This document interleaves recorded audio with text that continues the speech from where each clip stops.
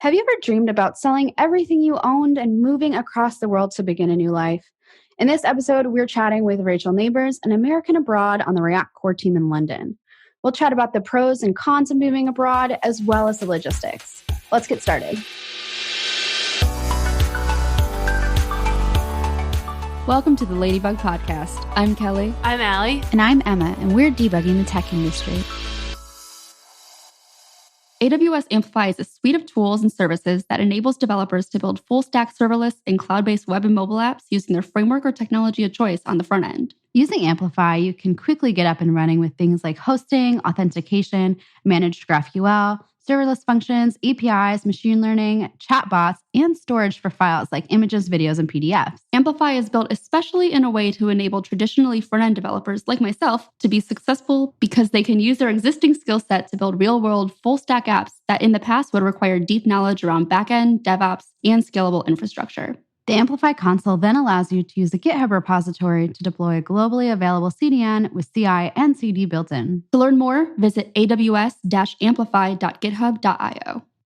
Awesome. So welcome, Rachel. I'm super excited to chat with you again. I know this has been a long time coming. We've talked about doing this episode. Hey, Emma. It's so good to be here. I'm glad we could finally do this. Awesome. We also have Allie on the line today. Hey. Welcome, Allie. Hey. Why don't we just get started chatting about our experiences moving abroad? I'm going to let Rachel go first since you are our esteemed guest. So, Rachel, why don't you tell us a little more about your experience living abroad?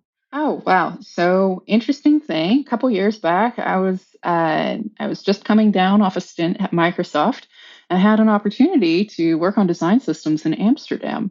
So having traveled and spoken around the world for like 6 years, I knew Amsterdam was one of my favorite cities, had high concentration of awesome people I loved, and I really enjoyed the food and culture there.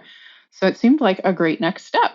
I did that for a year, had a bunch of life changes hit that made me think, maybe I want to roll the dice and try again. So I joined the React core team and started working on site in London, yet another big European city, very different from Amsterdam. And that's where I'm calling in from today. That's so exciting. I love London, but I remember when we chatted at a conference, you saying that you didn't like London as much as Amsterdam. Do you still feel that way? There are two kinds. I'm curious, why? What about London do you not like as much? I think there's 2 or 3 kinds of people. People who love New York City, people who love London, and people who love Amsterdam. Amsterdam has a little small town feel to it comparatively. It's not as big and sprawling as London, but it's still got just as many people from all over the world. It's a little smaller, a little cutesier, and a little bit more affordable. And additionally, it's just so much easier to get to anywhere else in the world if you live in Amsterdam or in the outskirts of Amsterdam. It's like a 30-minute light rail trip to an international airport. Whereas in London, you're kind of on the tube, in a bus. Okay, now it's like it takes forever to get to the big airports. So it really feels like you're in the sprawl. And New York City is a completely different vibe all its own because it's very American. It has those Dutch roots. So I feel like you have a very kind of a Dutch mentality in New York. If you like that New Yorker kind of I'm walking here kind of feel, you probably get on great with the Dutch. But New York is also sort of like its own island. Whereas when you're in London, you can hop over the channel to get to all of Europe or easily just head back over the Atlantic to visit the big cities in the United States. When you're in New York, you're kind of limited to New York and Philadelphia because the United States isn't as well connected to itself or the rest of the world as you would get over here in Europe. So these are very similar cities in many ways, but they're also very different from each other. So different vibes. Yeah, that totally makes a lot of sense let me just quickly relay my experience living abroad. So I studied abroad when I was a junior in college and I studied in London for 3 months. I loved it. I love the rain, although it didn't rain when I was there. And then, so I always kind of knew I wanted to move abroad. And then I lived in Germany after my first real job. I sold everything and I moved to Germany. I lived there about 2.5 years. I was in Karlsruhe, which is an hour from Frankfurt. So it took an hour to hour and a half train to get to a major airport to fly anywhere. And then 2 months ago, I moved to Stockholm in Sweden. So I've really been enjoying that. And a little later in the episode, we'll delve into kind of the details, pros and cons of each of these places to live. But yeah. So, Allie, do you have experience living abroad? I do not have experience living abroad. That being said, I have been mostly location independent for the last almost year and a half, I think. So what that means is that I have not, for the most part, had an apartment. I have been mostly living out of Airbnbs and with friends. And so I've been working remote, and that has allowed me to have a lot of flexibility of not necessarily living in one place. I feel like for a while last year, I was living at conferences because I had so many speaking gigs lined up that I was like in hotels every week for those. And so I didn't have an apartment. I would just crash with my parents if I didn't have a conference at that time. And then after that, once conference season wound down, I lived out at Airbnbs, and you get a huge discount if you live there for a month at a time. And so I would just do that and live out of different cities for a while. And then I technically moved to New York City at the beginning of the pandemic. But it was a little bit hard to not know anybody and be locked in an apartment for a couple months. So after that, I ended up moving in with my boyfriend in Chicago. So yeah, I don't even know where I legally live now, to be honest.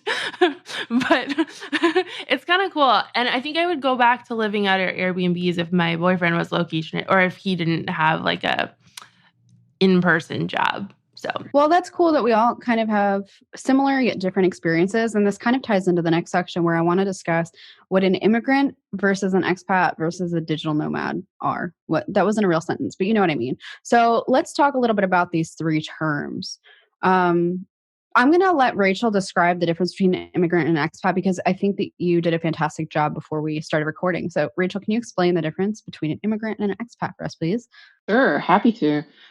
So I actually wasn't even aware that there was like a distinction between these terms before I moved to Amsterdam, where I worked at Booking, and they hire from all over the world. So I was working with people from Brazil, I was working with people from like Borneo, just all kinds of places. And this came up in conversation one or two times that, like many places in the world, there are people from around the world moving to the Netherlands. And some of those people are referred to by the locals as immigrants, and some are called expats. And if you are a high earner, preferably from a first world country you may decide to move back to, you are an expat. You have a home. It's just not here. You're a welcome visitor in the country. Maybe if you earn enough, you'll even be welcomed as a native one day. But if you are, for instance, a refugee, or you're like someone from a further eastern country or a undesirable location, typically seen as a lower earner, you're probably going to get slapped with the label immigrant, which is kind of a dirty word. The definition of immigrant is a person who comes to live permanently in a foreign country. And you could say that I was looking to move to another country myself back when I moved to Amsterdam. It was definitely something I wanted to do. Although now I'm a bit more ambivalent on that, because I've kind of seen that all countries have their downsides and their skeletons in the closet. Amsterdam, the Netherlands has a number of its own, for as much as I love the place. But in general, all of the things that are marketed to me, like as an American abroad, it's like expat magazine, expat tax, just expat, expat, expat. Even if I were to, hand in my American passport and say I am officially a member of this country now, I'd probably still be referred to as an expat. Yeah, that's really interesting, the connotation. And I, to be honest, was very naive when I was posting on Twitter about how I was an expat. And there were some comments in the threads talking about the difference between an expat and an immigrant from like a connotation standpoint. And I think you summed it up pretty well. So even though like the definitions are generally the same, except for the fact that an immigrant is typically permanent, there are definitely some negative connotations associated with the word immigrant in lieu of expat. So yeah, I don't know how I feel about that personally. And I don't feel educated enough to have that discussion today, but I thought it was important that we clarified that before we moved forward. But Allie, do you want to quickly talk about what a digital nomad is? Because this is also something that people listening might be really interested in, especially during the time when a lot of us are working remotely. Yeah, for sure. So digital nomads are essentially people who work remote or aren't tied to a physical location for work. And so they live in a quote unquote nomadic manner, which means that you just move a lot, I guess, or don't have a permanent address, or legally you normally use like your parents' address or a friend's address or something like that so you can get your mail mailed to you. But other than that, you kind of live in different places at different times. So I think it's awesome because I get to experience a lot of different areas. I have to stay in the United States because of my dog. She would have to get in quarantine to go into most different countries. And I don't want to deal with that. So there's so much to see just in the United States and so many different cultures and different cities. And so I don't feel like I'm lacking mostly staying in the United States, but that's a little bit of what a digital nomad is. Yeah, definitely. And we'll get more into the pros and cons next. Cons, one of that being relocating with pets, if that, or children. But let's talk about the pros, because I think this is what most people think of when they think about moving abroad. So Rachel, do you want to start us off with one of the pros for you personally of moving abroad? Well, so for me, I had a lot of different reasons why I wanted to move abroad. Part of it is healthcare. In most well-to-do countries in the world, your healthcare is taken care of by the state. Now, maybe if you have a big fancy employer like I do, you get some private healthcare thrown in there, which means, like you get to go to the fancy clinic day of appointment instead of having to schedule it a couple weeks out. But for the most part, it was really amazing. Both I like the Amsterdam system a little bit better. In London, the NHS has been sometimes a bit of a letdown. It's slow, but in Amsterdam, like you need to see a doctor, boom, you're seeing the doctor, boom, you're going home. You never take your wallet out. It's kind of amazing. And so if like for me, I was raised poor and I started my career late. I've been underemployed because of the recession for like a decade.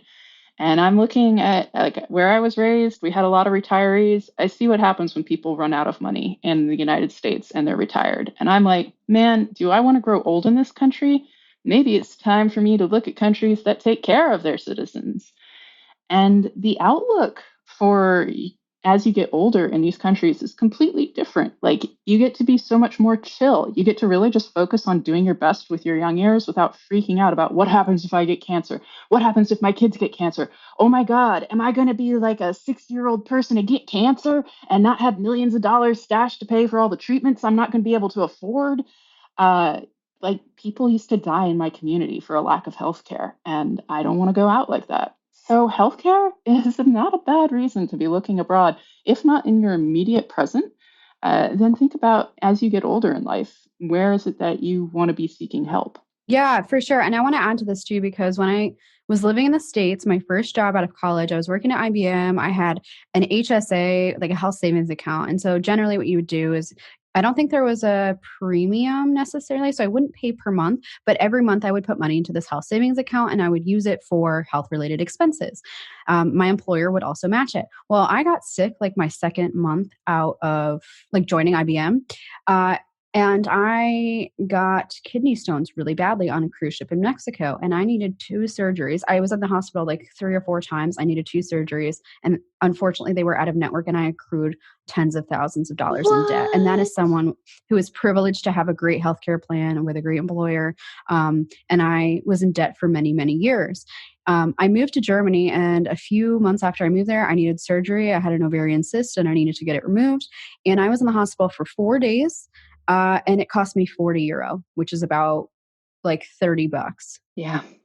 So yes, healthcare is massive. Although in Sweden and in Germany, I think because the healthcare is so good, the taxes are much higher. So I think 30 to 40% of my income goes to taxes, but education is free. We'll talk more about that later. Education's free. Healthcare is very, very affordable.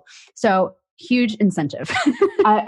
This reminds me, like you're in Stockholm. By the way, Stockholm is a place I would love to live. I am so fond of the Scandinavian and Nordic countries because mostly I love saunas, but also because I'm a cold weather person and I like not standing close to other people. And I feel like that is a cultural thing. But in Sweden, the support around childcare and like I believe it's subsidized daycare for your kiddos as a woman. Sweden is one of the best place to go far in your career as a woman. There's like paternity leave equal to women's maternity leave. It just if I were going to have kids, man, I would be right where you are right now. Do you want to talk a little bit about what healthcare for kiddos and women looks like in other places? Yeah, absolutely. This is so important. Actually, just 2 days ago, I got a new manager and she came back from parental leave. So it was really cool to see that it did not impact her career at all because there is this stigma that if women go on maternity leave, it will impact their career. I think it's more so in the US than in Sweden. Um, it turns out parents get 480 days of parental leave and I believe that can be split between two different parents. So, like, her husband is also an engineering manager at Spotify, and so they've split it. But not only that, there's a monthly stipend. So you actually get paid every month, and that goes towards your kids. Not only that, I think at the hospital they actually send you. So I think it's traditional in Sweden after a woman has a child, where the parents get to spend a night in a hotel and like actually like they get taken care of. And when you leave, supposedly you get a basket full of things for your child's first year, like diapers, clothing, things of that nature. Yeah, it is incredible. Oh my gosh. And compare that to what I saw growing up in the United States. Like I didn't want to have kids in the United States. I'm still like, yeah, I don't think so. Gun violence in schools, not for me. But it's just so different in some of these other countries. That said, I should say that this is not like every country but the United States is great on this. In the Netherlands, for instance, it looks good on paper, but when you actually see it in action, women are often shortchanged by the system. Yeah, there seems to be more support for maternity leave, et cetera, but in practice, it's not as great as you would think it could be compared to someplace like Sweden. So you really, if you're thinking about maybe I shall have some children abroad, you should probably talk to some parents in those countries to see what it's like for them, especially expat parents, because sometimes expats don't get those benefits. So you might want to talk with some people who have had their children abroad and see what that's been like for them. That's a really good point. I didn't even think about that. Let's talk quickly about learning a language. This is a big question I get all the time, especially when I lived in Germany. Sweden, not so much, but in Germany, people were like, do you need to know German to survive? And so the question is, do you need to know the local language to succeed or to live, essentially? And the answer is, it depends. So in Germany, I worked for an English speaking company. And this is a really good tip. If you're an American looking to move abroad to a foreign country, maybe look for American companies that have offices abroad because generally their offices will speak English. And that's what I did, which was really cool. Also, because I got to travel back to the States for work trips and then also see my family because traveling back is very expensive. But learning a language is really great. And both Spotify as well as Logman, when I was there, paid for language classes. So I didn't need to know German for the workplace. I don't need to know Sweden. I don't need to know Sweden. I don't need to know Swedish to work at Spotify. I also don't really need Swedish to live in Sweden. Everyone speaks very good English.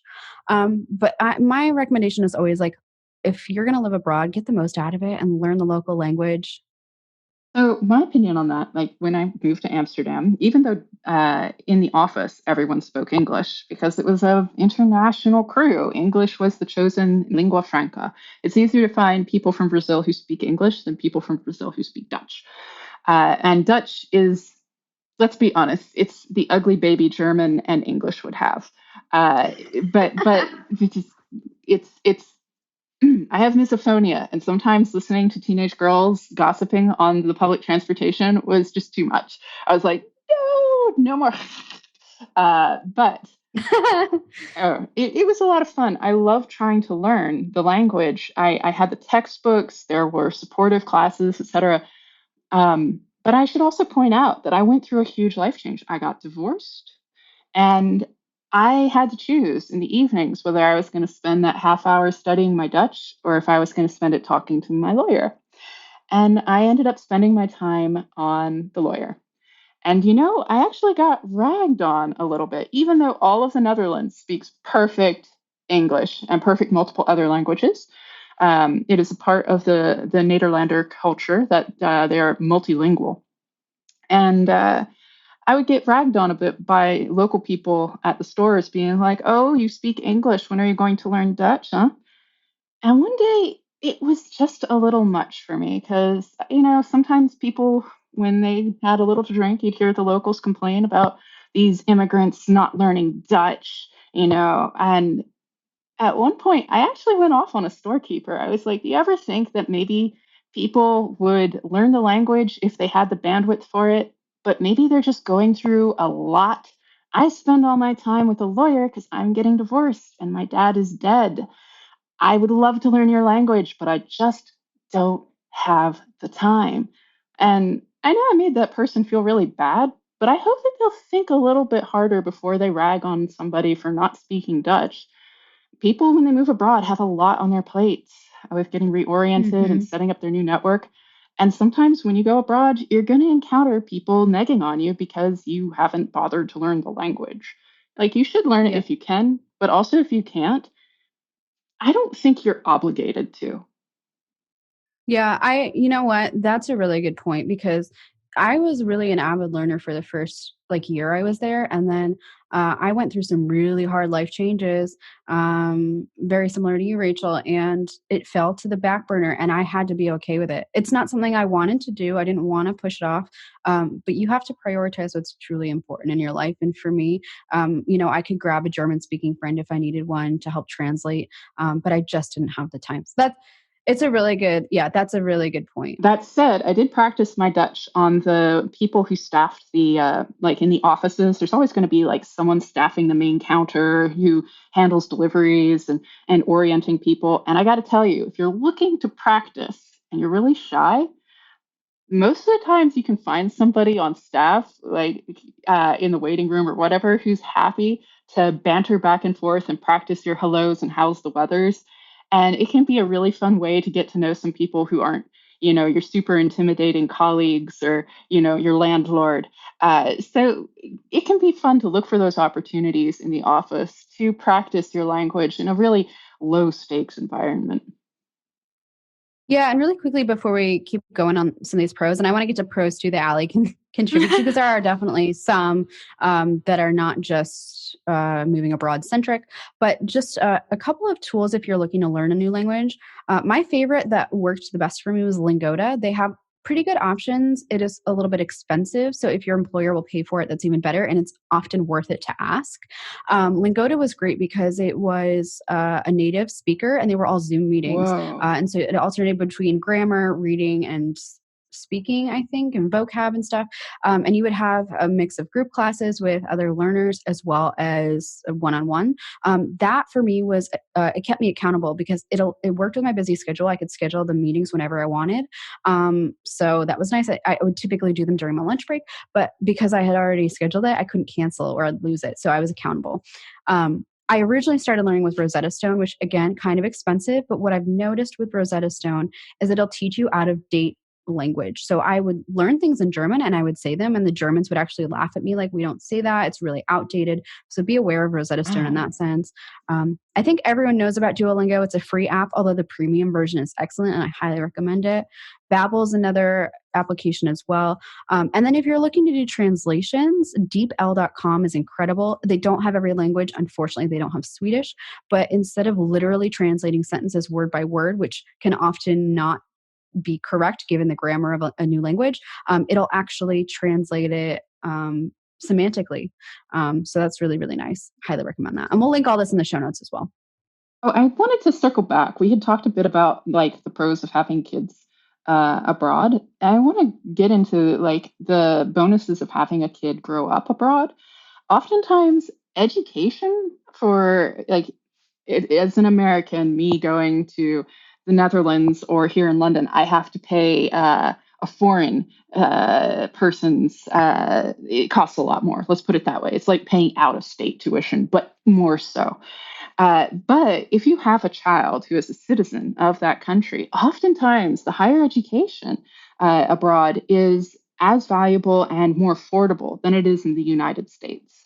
So if you are thinking, man, I want a place where my kid can just grow up and go to school and forge their own paths on their own steam without having to have like $100,000 in debt that they'll carry with them forever, you may consider looking at the different schools abroad and what your options are there for, your child when they grow up. Yeah, in Germany, college was free. Like tuition was free. You just had to get in. Even as an expat, so I wasn't permanently living there. I could still have gone and got my master's if I had wanted. The other thing too, though, there's not as much of a stigma of not going to college. At least where I lived in Germany, the trade professions are often just as revered as the collegiate professions, and I love that mentality. Nice.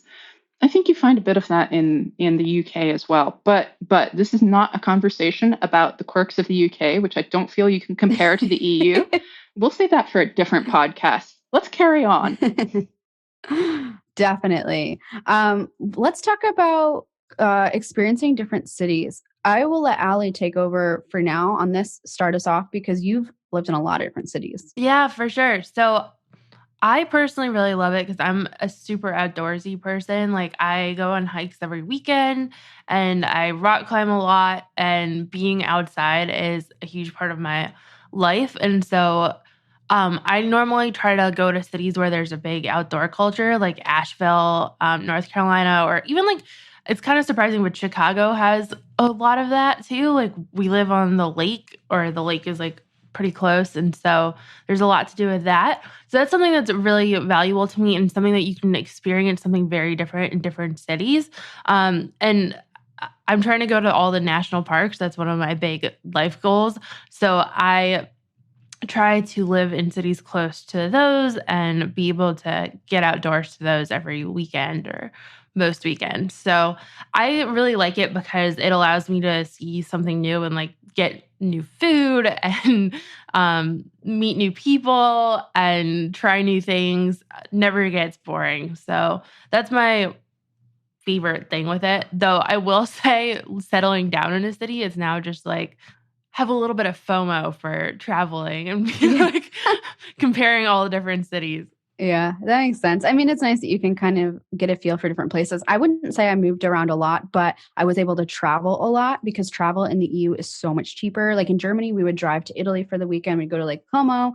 You could take a 20 their flight from Frankfurt to London was €24 round trip direct. I mean, I think last year I visited like 10 different countries, and a lot of that was for conferences. Like I'm really bad about taking vacation. That's not for conferences. But yeah, so unlike Allie, I didn't move to a bunch of different cities, but I did get to go visit a lot. I think visiting and moving around to different cities is actually really valuable.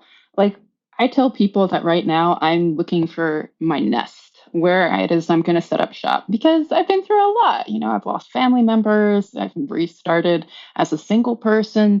And after many years of traveling the world and speaking and, living for months and even years in different cities in the United States as well as the rest of the world, I now feel like I'm in a position to actually figure out where it is I want to make my home.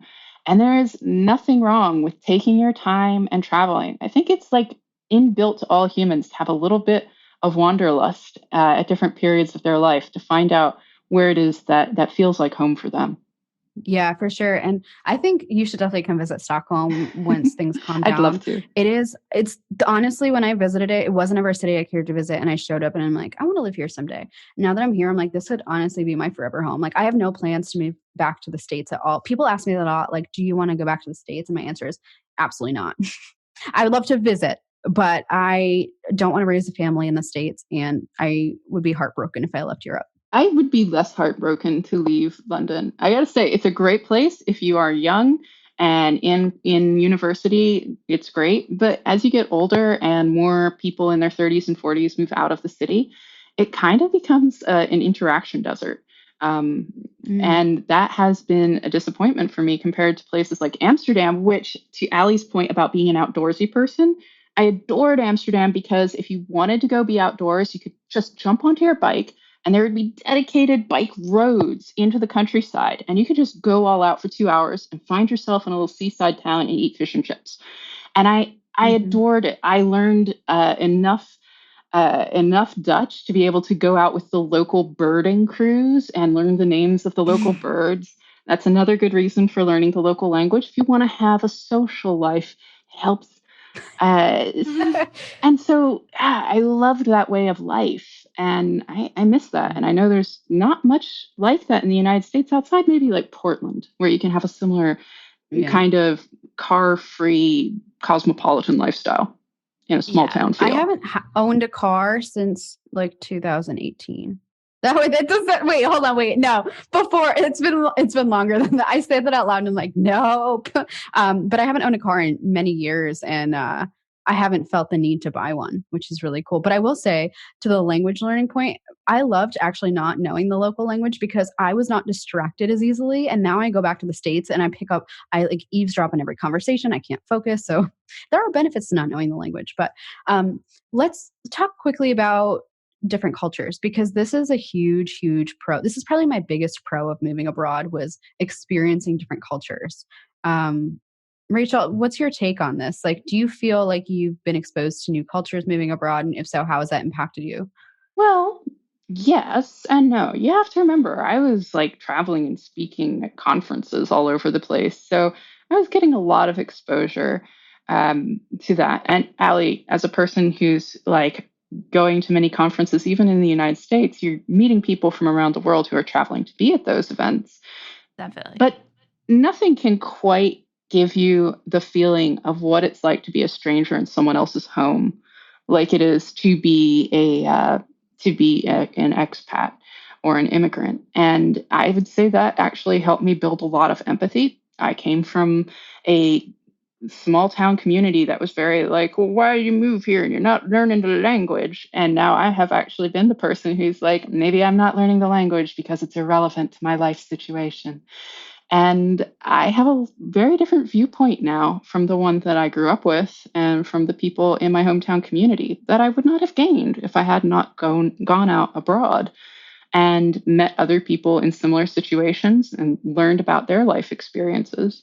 And it's also helped me realize some of the things that I value about American culture that isn't present in other cultures. For instance, in the United States, we have way more dialogue around racism and sexism than you'll find in cultures like the Netherlands, where there are a lot of policies that would make it seem as though the local culture was very advanced and had moved beyond that. But you'll find that the conversations are actually like 2 decades behind in some situations. Yeah, that's a really good take on it. I guess to your point, I definitely learned to empathize with people a little bit more and be patient and recognize that if someone is speaking a second language, they're very courageous. It takes a lot of courage. It took me a very long time to speak German. And even then, like, think about if you've ever seen someone who is not a native English speaker give a conference talk. It's scary to give a conference talk in general. Imagine giving that in a second language. You have to, especially if you're not fluent, you have to memorize a lot of what you're going to say. Absolutely. Like, that takes a lot of guts. And I got to say, if you're working with international teams, this experience really, really makes the difference in how you communicate and coordinate with your colleagues. I think also Americans don't realize, but we're a lot more homogenous than we think we are in terms of like our personalities, our openness, our communication styles. And when, for instance, I have learned that if I'm working with somebody from a certain background, Romania, I might be able to yes, I have an entire book on, it's called, I think, Culture Map, which is all about how communication styles have different variations in different areas of the world. For instance, there's low context communication and high context communication. Japanese is more high context culture. So when you speak together, a lot more is understood. And American business people are often frustrated, at least back in the 1980s, when communicating with Japanese business people because they'd feel like, yeah, we agreed to that, right? But that was not what the Japanese business people understood. They understood that, we were discussing it. And there's all these kind of wires that you can get crossed. But I think working with more people working abroad, being exposed, like, things don't work in other countries the way they do in the United States. And you have to flex. You can't just show up and be like, let's do things my way. You're not doing it my way, so you must be wrong. It's like, no, you have to flex and adapt to other people, their backgrounds, their expectations. You have to try to understand where someone else is coming from. You really have to, because this is their playing field, or you're all equals here. And I think it's a great challenge, and it's one we just don't get a lot of in the United States. It's funny that you brought up the culture map, because later in the season, we've already recorded this episode, but it's all about the culture map and how different cultures communicate, collaborate, give feedback. So if you're interested in learning more about, how different cultures communicate, because to Rachel's point, Americans, we like to think that we're a melting pot, but at the end of the day, we all have our cultural communication, like how we grow up. It definitely impacts how we communicate and collaborate. Definitely check out that episode a little bit later in the season. But yeah, just to kind of keep this going, because we do have to talk about the cons of moving abroad, and there are quite a few. What about how does international experience look on a resume? I think, Rachel, you wrote this down, right? Oh, this is actually a pro. I think this is one of the things that I considered when I was talking with my personal advisory board, which is kind of like what I do instead of having one mentor. I have a bunch of mentors that I meet with just a little bit less often. When I was moving abroad, I was like, well, I won't be in the United States. It's the tech sector. That's the best place to push your career forward. But one of the great points that one of my advisors brought up was international experience is really useful on a resume whenever you might have to work with people from international backgrounds, which, guess what, in tech happens quite a bit. And being able to point on your resume and say, yeah, I am totally qualified to be a manager of this team of people from around the world, because I worked in 2 different cities in different countries, and I already worked with people from different cultures. And look at how good I am at flexing my communication skills. Yeah, it's definitely something good to have on your resume. Yeah, we've talked a lot about, there are so many pros to moving abroad, and I only think we've touched the surface at this point, but I don't think people think about the cons of moving abroad when they consider it. It just seems very much like a romantic idea, and it is, and I don't want to downplay that, but there are definitely cons. Allie, I'm going to ask you, what do you have any cons of being a digital nomad? Yeah, I think the big one is loneliness to some extent, because you're not in one place long enough to really make friends there, or at least I haven't been.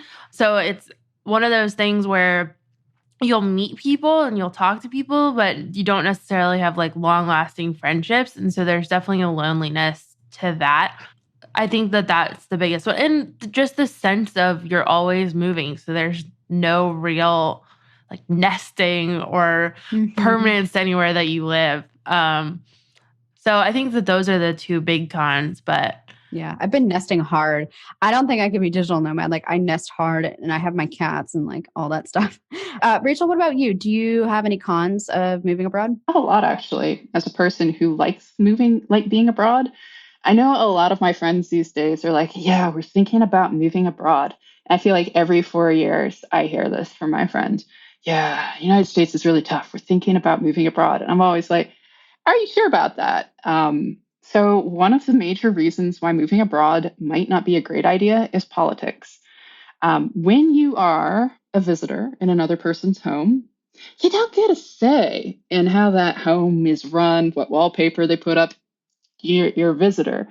And I'll give you an example of this. So usually as Americans, we're kind of used to I vote, I have a say, everybody listen to me, right? Well, I've been sent back at the UK border at London Heathrow for various visa issues that there's no visa for speaking in the UK. Let's put it that way. There's a reason why most speakers lie and say they're there on a vacation when they come to the UK, because it's a really tricky area. And I can't, I live here now, but I don't get to vote. I don't get to have impact. I can write to MPs, but they know I can't vote. So my voice means nothing. I can still go back and vote in the United States with mail-in ballots, but I have less impact here. I can't run for office, can't support people who run for office. My name might not mean anything on a petition. There's all kinds of reasons in ways in which I just don't get a say now. And nowhere was this more apparent than in the Netherlands. There is this thing called the 30% ruling, which means as a highly paid, valuable worker from another nation, you don't pay tax on your first 30% of income. This helps offset those gigantic taxes we mentioned for having all these luxuries that you get when you enter into a country like some of the ones in the EU. And this was very attractive. Originally, this ruling would last for your first 8 years in the country. And a lot of people, including some American colleagues of mine, had moved to the Netherlands, had children, bought houses, set their mortgages up, anticipating they would have this tax-free 30% income. That's like an additional 10, 15 grand a year. And they set up their mortgages and everything like this. Then guess what? The year I got there, well, the Netherlands is feeling a little shaky on this globalization thing. There's a lot of new immigrants coming in. Locals are starting to feel like we're giving too many handouts. So a bunch of politicians ran this thing where it's like, let's reduce the 30% ruling to 5 years and let's do it retroactively. And people voted and it got passed. I think there were some ameliorations built in, but it really scared the bejesus out of my colleagues who had set their watches by this promise that the government had made them. And then the government turned around and did a take back see. I mean, my friends had no say in that. They went all in on the Dutch dream. And then it got turned around on them and it had financial repercussions. So this is an example of you might feel safe because you've been safe your whole life. Everything, you've always had a say, you've always been able to appeal. But when you are abroad, even landlords will many times treat you differently from the locals because they know you don't speak the language. You're not going to read the contract. They can take you for a ride. So there are reasons why being abroad means you have less impact, less say, and you end up following more than leading. You don't get to cause as much change as you might like to see or are used to having. Yeah, that's not something I actively thought about, to be honest, but it scares the heck out of me. Yeah, and I think for me too, the prospect of ever getting let go from a job. Well, first of all, I don't know in Europe, but at least in Germany and Sweden, I've had 6-month probationary periods where after 6 months, your progress it's evaluated, and either the employer or the employee can walk away. No harm, no foul. In the States, you get hired, but you can also get fired really quickly. So there's more job security in Europe. That being said, if I were to get fired from my job in Europe, granted, they'd have to have a good reason, but that would mean my visa is gone and I would have to leave the country. So like, that's definitely a big one as well. Yeah. And in periods where everyone's kind of like, oh, I don't know what the economics are going to do. My visa, if I don't find a new job in the UK in 2 months, I have to leave or a team shows up and deports me. I have to take my entire household and move it back to the United States. That's a huge expense. So I have like a 2 months turnaround fund, which is the cost of taking my life and shipping it back to the US and 2 months living expenses, just in case that happens. Yeah, that's super smart. Let's talk about LGBTQA issues. Rachel, I'm going to let you tackle this. Well, this is another thing. I know a number of these friends who are like, so yeah, I'm thinking about leaving the US every 4 years. There are all these lovely countries that will offer you some great tax breaks, etc. Very attractive to some wealthy Americans. But you also have to think, like, what's this country's scorecard when it comes to, is your gay best friend going to be able to come visit you, or is it illegal for them to exist? Russia is a place where this is a major problem. You might be attracted to some of the lower prices in some cultures and countries. But if you should really do your research on what is okay and what isn't there, because there are places in the world where it could be illegal for some of your family members to come see you. They could be put at risk. And things happen while you live abroad. Both my parents died while I was abroad. And that life changes will happen to you as you are traveling and living. So you have to ask yourself, like maybe you're not thinking, oh, well, that couldn't happen to me. That situation is highly unlikely. But you'd be surprised when you're going to be like, oh, this is a really dangerous situation here. I can't take care of this relative because they can't get to me, or I can't have them come to me to take care of me. And definitely, I mean, this is more like a warning to, cis het people who aren't thinking about these things, because I'm pretty sure that the LGBTQA community is familiar with the drawbacks of international travel. I just wanted to remind folks who maybe this hadn't occurred to them that sometimes your choice of location really limits your social circles. Definitely. Just for our listeners who may be unfamiliar with what a cis het person is, could you just quickly define that? It means that oh my gosh, you're asking me to do that. Oh my gosh, I'm sorry. Cisgendered heterosexual person is the long form. Yeah. Yeah, it means that you are currently, how do I put this? You are identifying as the gender you were assigned at birth, and you engage in heteronormative relationships. Yeah. And this is something a lot of people might not think about when moving abroad if they do fit this mold. To be honest, it's not something I actively thought about, but the fact that like my situation, I was very privileged to pick up and move abroad and not have to think about these things. It's definitely not this way for all people. So just, even if you are very privileged and you are cisgendered and heterosexual, like be conscientious of the fact that like it is in and of itself a privilege, and you need to be aware of that moving abroad because not everyone has that same ability. And I think along similar lines, racism is another issue that definitely needs to be thought about when you're moving. Yeah, I think there might be this misconception that like, oh, well, some countries in Europe aren't as racist as others. I was having a conversation with a friend the other day, and he comes from Canada and he's a Black man, and he was saying that there was, people make comments that like, oh, racism doesn't exist in Germany. And he wanted to tell a story of how he was singled out in the Frankfurt airport for being Black. And just because you don't hear about it doesn't mean it doesn't exist. And so it's really important that you keep your eyes open. This is something that, yes, it's in the media in the United States right now, but that doesn't mean it doesn't exist in other countries. And don't ask the local white people if racism exists in their country. Ask a person of color, because I remember literally having a conversation about this. There was a white person and there was a person of color in the same room. And I remember like the white person was like, oh, we don't have racism here. We're beyond all that. And I look over at my friend and they kind of give me this look like, and I'm like, are you sure?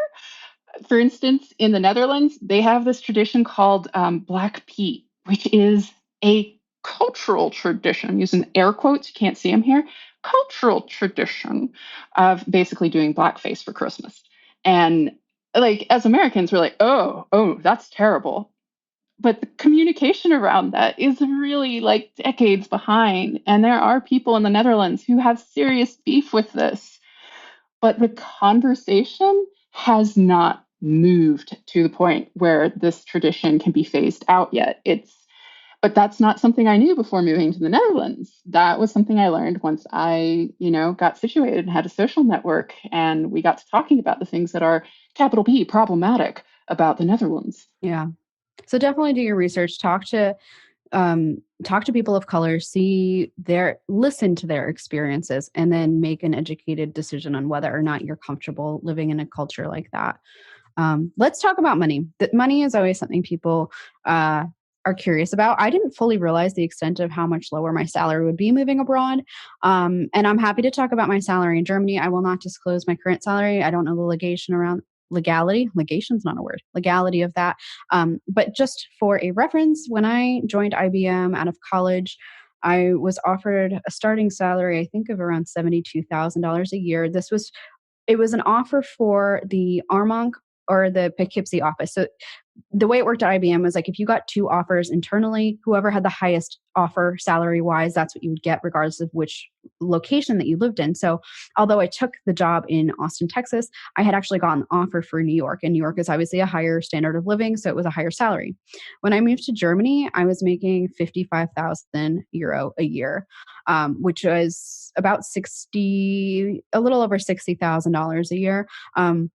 Now, granted, I was moving laterally, so this was not a promotion, but overall, the compensation levels are much lower in Europe. Yeah, this is true. one of the things, I think this is important. I know we've got a situation later on where we're going to talk about the logistics of moving abroad, but when you are looking at your different offers, you want to know if they're going to offer you any sort of assistance with your tax preparation. Because if you're an American and you live abroad, you are taxed on your country based on your country of origin, not the country you're working in, like the rest of the world.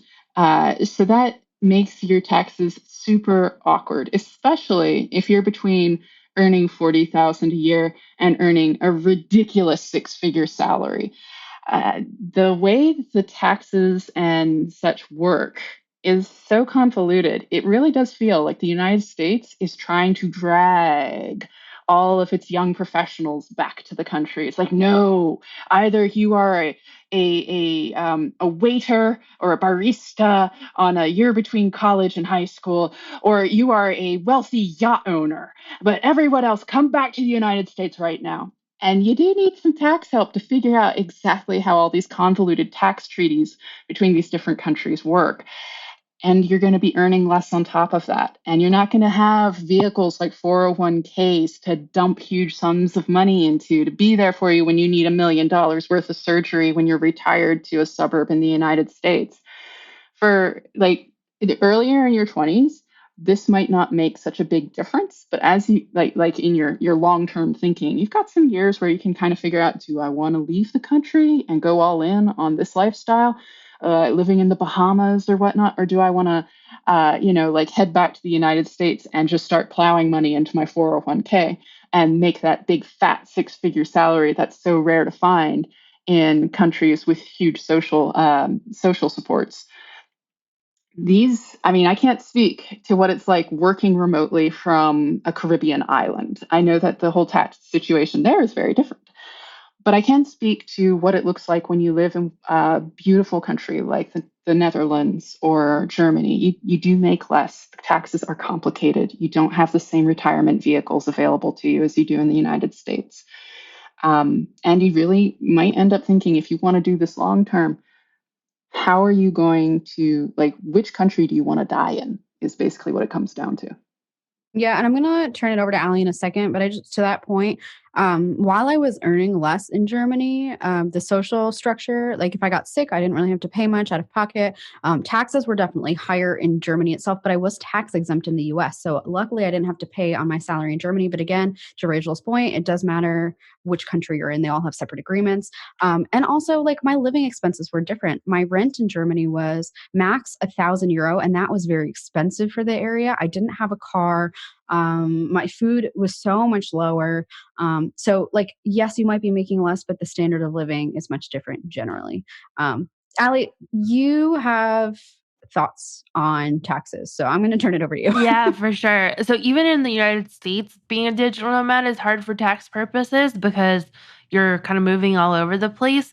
And so it's like, where do you even legally live? So I have an accountant. His name is Adam Newberg, and we can link him in the show notes. But his whole entire specialization is working with digital nomads. And he got on this call with me when I became a digital nomad and just like explained it all to me. It made me feel so much better. And it's such a cost savings as well. Like I know you have to pay an upfront amount to have an accountant, but he like has saved me so much money.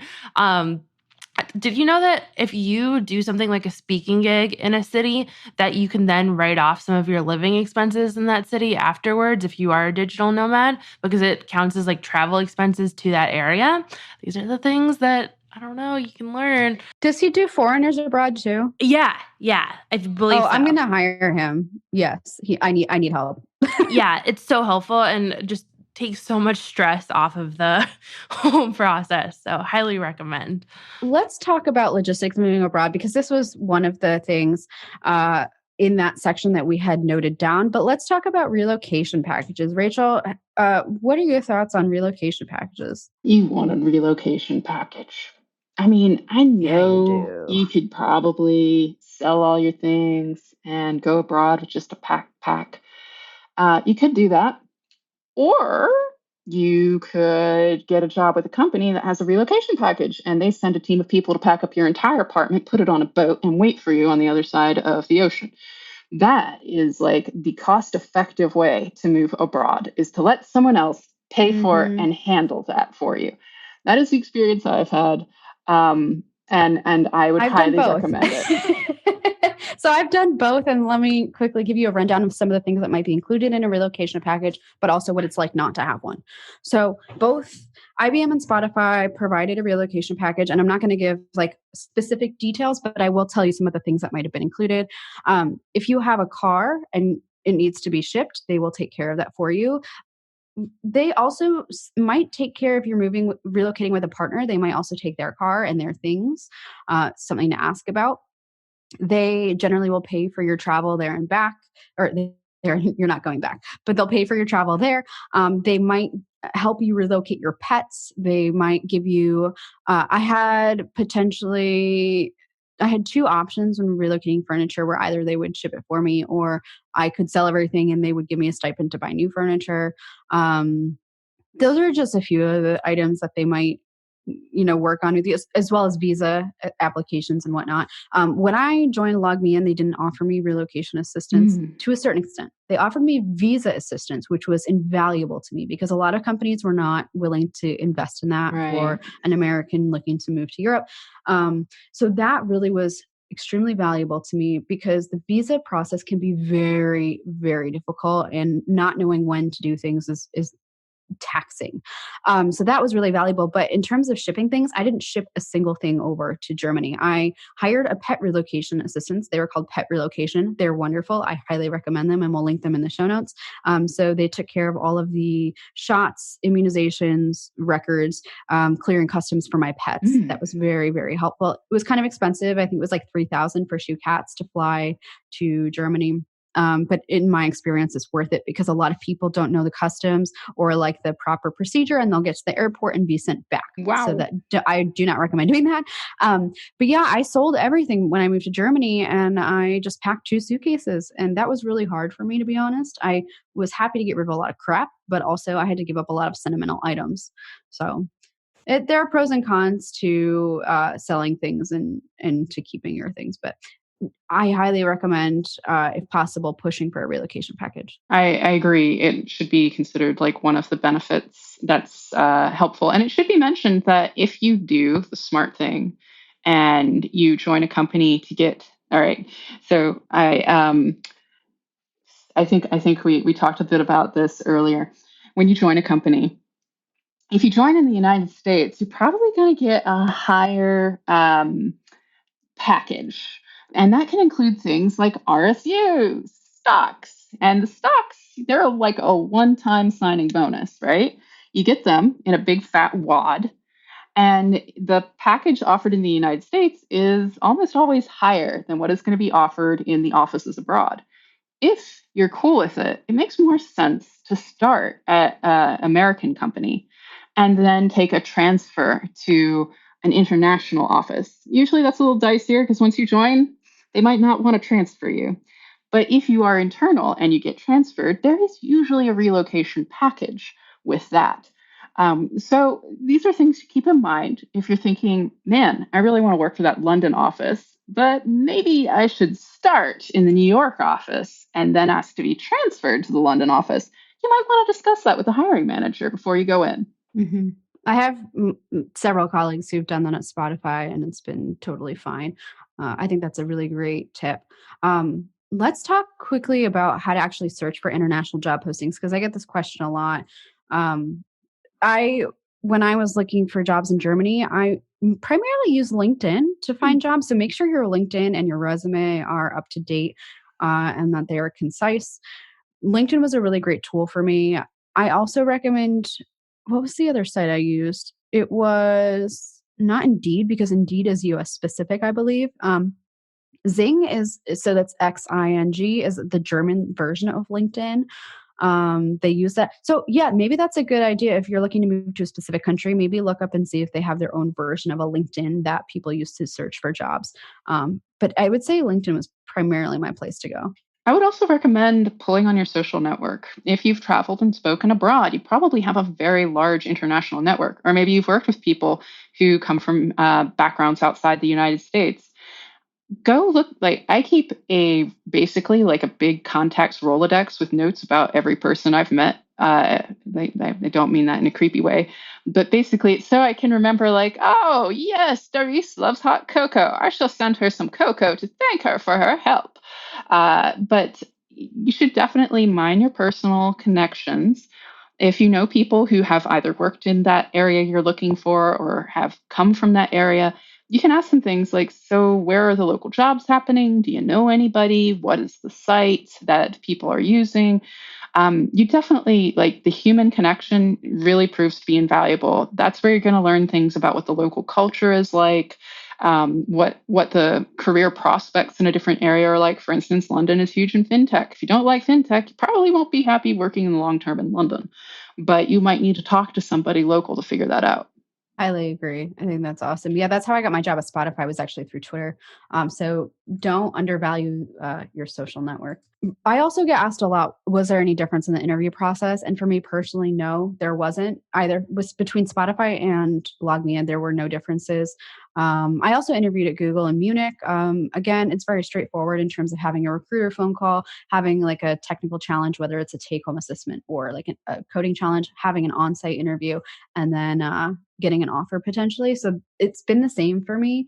Yeah, I didn't have any interview differences. Rachel, have you had any differences? Not in the interview process, no. I mean, I always end up on a different interview process every time because I have such a varied background.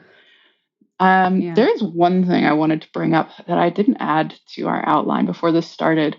Talk to some women in the local community. If you are a woman, you definitely want to know, what's your professional network going to look like. I say this because you mentioned Munich, and this totally reminded me. Oh yeah, Munich, beautiful place to visit, gorgeous. I love Bavaria. I have my own dirndl, like my people drinking beers in the mountains, eating sausages. It's my life. But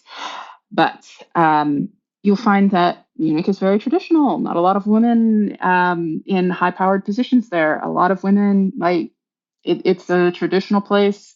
A lot of the women in your social network probably going to be stay-at-home moms. Not to the fault stay-at-home moms, but if you're like a woman who wants mentorship from C-level women, you might not find them in Munich. And the same thing could be said about Switzerland. In Switzerland, the taxes are set up such that if you get married, it makes sense for the lower earning partner to quit their job and take care of the children. Usually that's the woman. That means when I visit Switzerland, once you get into your 30s, the professional scene of women tends to cool off a bit. Less events, fewer people to hang out with who get you and know what you're going through. It's just, you have to keep in mind that we have complex life cycles as humans, and you want to know where you're falling on that path and what that looks like for you. Absolutely. I think this conversation has honestly helped me as an expat / immigrant in terms of the conversations I should be having and the things I need to be aware of. But hopefully it also helped a lot of the listeners as well. Let's wrap things up by talking about a couple of different questions that you might want to ask. Like once you've actually received an offer or before you're going to, or maybe even to the recruiter, here are some important questions that you should ask. The biggest one that I had when I was looking for jobs is, are you going to sponsor my visa? Because I had no way to get over there unless they sponsor my visa. And a lot of them said no. So that for me was something I asked in the recruiting interview because that's kind of a deal breaker for me.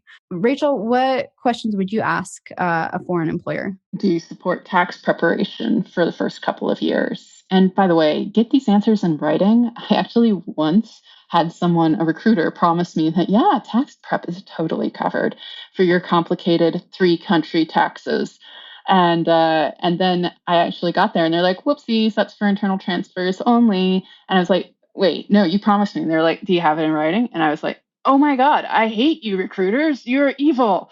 So make sure you get it in writing. Also, like, are you going to offer support for my partner, for my children? Some places they'll offer support for partners, but what they really mean is they offer some counseling for housewives to, how to fit in your local community.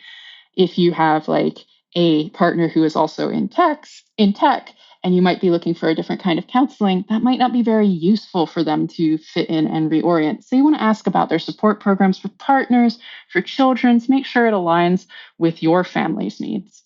Absolutely. Allie, do you have any like parting advice for people looking to become a digital nomad? Ooh, that's a good question. I think I've mostly put my advice in here. I think the biggest one is the accountant, that especially I have a side company, which is why it's more relevant for me. I think if I just had a normal remote job, it would be less relevant. But if you have like an LLC and have side work, then it becomes really important. But what else? Airbnb, if you stay over a month, you get a huge discount. So make sure that you're usually staying over a month in a place rather than doing a week in a place, or 3 weeks in a place would be like the worst of all worlds because it's going to be more expensive and you're there for almost that amount of time. That's pretty much all that I have. I've got one last pro tip for people listening, because I know we move abroad for many different reasons, and sometimes we do it for love. A piece of advice I got very long after I'd moved was, when you're moving abroad, when you're moving, ask yourself if you're moving because you want to or because you want to be with someone else. Usually, couples are more successful when both partners are moving because they want to be in the same place.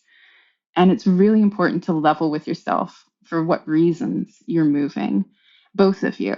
So that is something that I think if I'd had that advice earlier, some things would have gone differently for me. And I just wanted to pass that on. I fully agree with that, especially as someone who did move for love. But I will also say, if you do decide to move for love, make sure that you have your own support system. Like, make sure that you find your own niche, you find your own job, your own social circles, because that, like, if something were to happen and you are no longer together, you have your own reason to be there. It doesn't mean you can't move home, but after I've made a lot of mistakes in my life in terms of how I've handled relationships and situations. That says nothing about the other person. That's just me personally. I had this like view in my mind of, I'll move abroad and everything will be romantic and, there will never be any issues. And I have definitely changed my view on that. But I think having your own why to be there, and not you're just moving for a person, like, have your own justification, and you'll be much happier in general, and it's much healthier. Yeah. I mean, it's one of the top 4 most stressful things you can do to a relationship: moves, deaths, births, and I forget what the 4th one is. It's probably, I think it's like illness. And that can be a lot, and it can put a relationship in a tender place to be going through so much change together.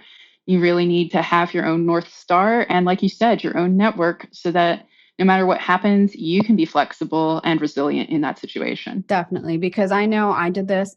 Like, if we ever had a disagreement, I would always fall back on that. I gave up everything to be here for you, and then it's so unhealthy and so wrong. So please learn from my mistakes. Yeah. In any case, that's a sad note, but let's wrap things up with shout outs. That's a little bit higher of a note to end on. So Allie, what's your shout out for this week? So my shout out is to my dog, Blair. And I think it links into this episode because for her, most of her life, I've been moving around every month or so.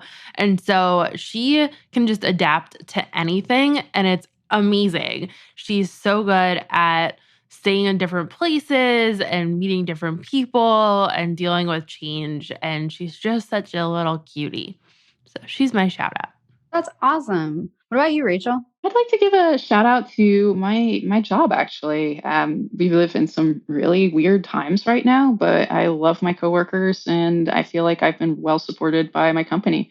I know that Facebook is hiring in London and in the United States. So if you're curious about maybe what roles we have available, I guess there'll be a link in the show notes, and feel free to hit me up if you'd like to chat about it or ask for a referral. Absolutely. And kind of similarly to Allie, my shout out is going to go to my family for, maybe thinking that I'm nuts to pick up and move abroad, but for supporting me regardless.